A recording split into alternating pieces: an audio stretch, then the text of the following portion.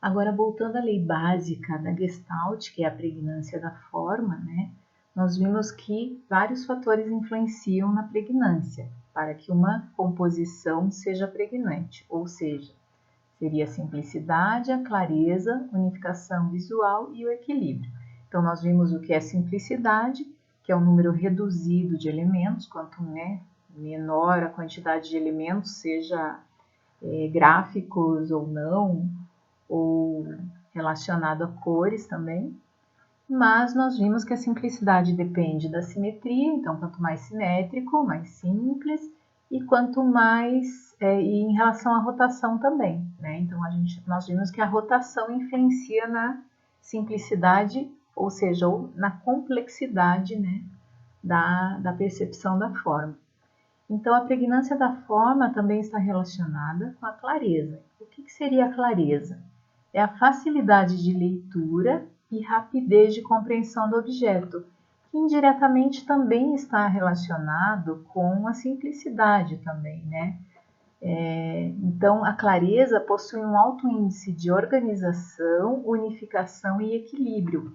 Então, a clareza ela está relacionada a outros fatores que nós veremos, né? Então, está relacionada com todos os outros fatores.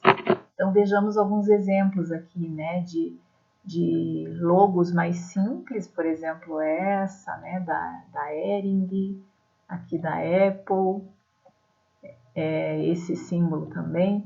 E vejam esse que não é tão claro, né, não possui tanta clareza, assim como esse também. Que existem mais detalhes na imagem e acaba não se tornando tão claro, né, e automaticamente não se torna simples também. Outro fator importante que contribui para a pregnância da forma seria a unificação visual. O que é a unificação visual? É um conjunto de elementos em sua totalidade que se percebe visualmente.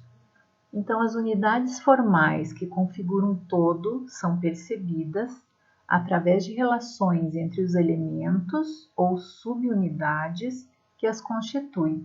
O que isso quer dizer? Quer dizer que quando batemos o olho à primeira vista em alguma imagem, nós percebemos o todo primeiro.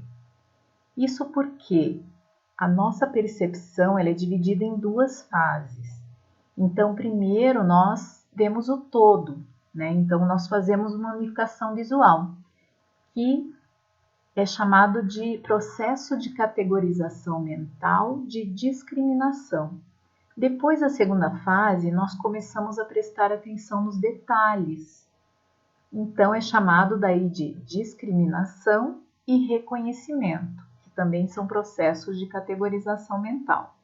Então, o que acontece? Primeiro, nós vemos o todo, né? Nosso cérebro faz uma unificação visual e depois nós começamos a perceber os detalhes. Então, nesse exemplo, nós vemos primeiro a multidão e depois nós começamos a perceber que existem pessoas, né, os elementos, daí as pessoas, e nós vemos que tem homens e mulheres e que as mulheres estão com vestido, por exemplo.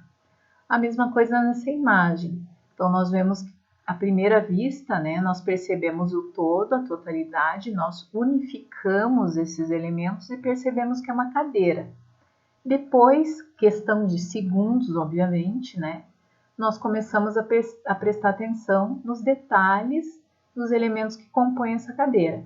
Então, isso é importante porque quanto mais pregnante, né, a forma, melhor essa unificação visual. Então, nós devemos fazer composições em que nós batemos o olho e percebemos essa unificação. É possível, né, perceber essa unificação visual. Aqui nós temos outro exemplo, né, de uma composição em que foi utilizada a lei da unificação visual, que contribui para uma boa pregnância de forma. Então, nós temos o cartaz publicitário, né, de um álcool em gel, em que a primeira percepção que nós temos é de uma mão, né? Mas quando começamos a prestar atenção nos detalhes, nós percebemos que tem várias figuras, né, que remetem à sujeira, digamos assim, né? Ou elementos que acabam sujando nossa mão, né? Então, por exemplo, as pessoas aqui espirrando, né? Corrimão de escada rolante, cigarro, controle remoto, dinheiro, né? É uma torneira, às vezes, que vai no banheiro público e abre a torneira. Então, percebam que foram utilizadas várias imagens para formar o todo, né? E houve a unificação visual. E uma composição bem criativa. E, finalmente, né, outro fator que contribui para uma boa pregnância de forma é o equilíbrio visual. Então, nós vimos já o equilíbrio, né, lá nas aulas anteriores, que o equilíbrio depende de dois fatores principais, que seriam o peso e a localização, né? Então, o que seria, lembrando, o que seria o peso? É a capacidade de atrair o olho. Então, elementos visuais que se situem em áreas de tensão têm mais peso. Então, o que seria o equilíbrio? É você trabalhar, né, com esse equilíbrio de massas visuais, né? Então, normalmente, nós trabalhamos com equilíbrio assimétrico, né, trabalhando com a localização dos elementos em áreas de maior ou menor peso visual, fazendo como se fosse aquela balança mesmo, né? Lembrando lá daquela aula em que eu dei o exemplo de fazer o equilíbrio entre um pedaço de ferro e a quantidade de algodão necessária para equilibrar essas duas formas. Então, nós iremos trabalhar dentro do formato, né, da nossa composição, trabalhando com o equilíbrio dessas massas em relação à localização das mesmas.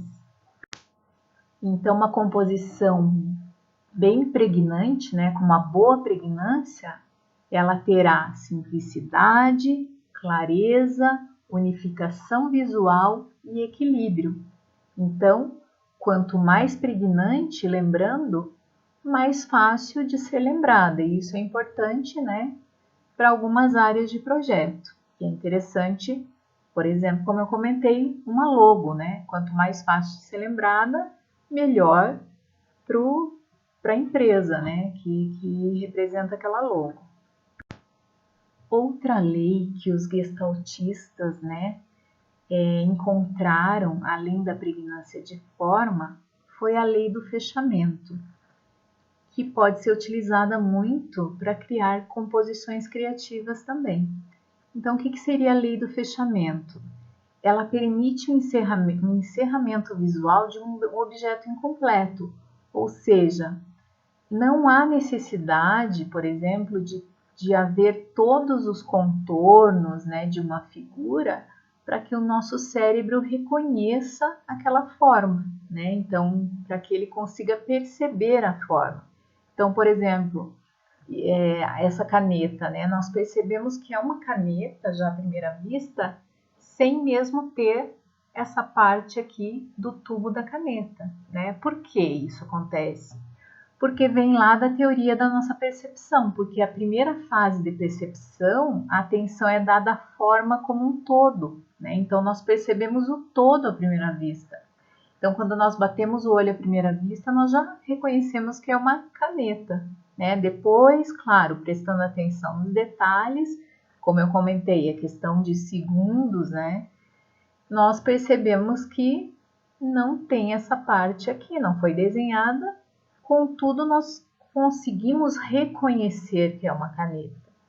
Então, áreas fechadas parecem constituir organizações mais estáveis. Então, como o nosso cérebro ele tem a tendência à harmonia, ao equilíbrio, então ele mesmo faz o fechamento da figura, né? Então, aqui nós temos várias composições visuais bem criativas em que foram utilizadas a lei do fechamento. Então, aqui, ó, pencil, né, que é lápis em inglês, nós podemos perceber aqui que o I e o L tem um lápis aqui, né? Nós percebemos depois os detalhes de que foi desenhado um lápis aqui. A mesma coisa nessa logo aqui, né? Ou melhor, nesse pictograma, né, que representa um atleta. Então, não há necessidade de ser desenhado todo o contorno do homenzinho, né, ou da mulher, que seja, para que a gente consiga perceber que é uma pessoa. A mesma coisa que no panda, não há necessidade de fechar todos os contornos, mesma coisa do cachorro aqui, né? Não há necessidade que tenham todas as linhas que compõem a figura para que a gente consiga perceber. Porque o nosso cérebro, querendo organizar, entender o que ele está vendo, ele acaba fazendo o fechamento e nós conseguimos reconhecer as figuras ou as representações. E desta forma, a lei do fechamento contribui para a nossa unificação visual. Então, essas duas leis, elas andam em parceria, né? A lei do fechamento contribui para que se obtenha a unificação visual. Esse vídeo terminou, mas não deixem de ver os próximos vídeos, que são a continuação do conteúdo desse módulo. Então, é muito importante que vocês vejam todos os vídeos na sequência, para que vocês possam entender todo o conteúdo e desenvolver as atividades propostas, ok?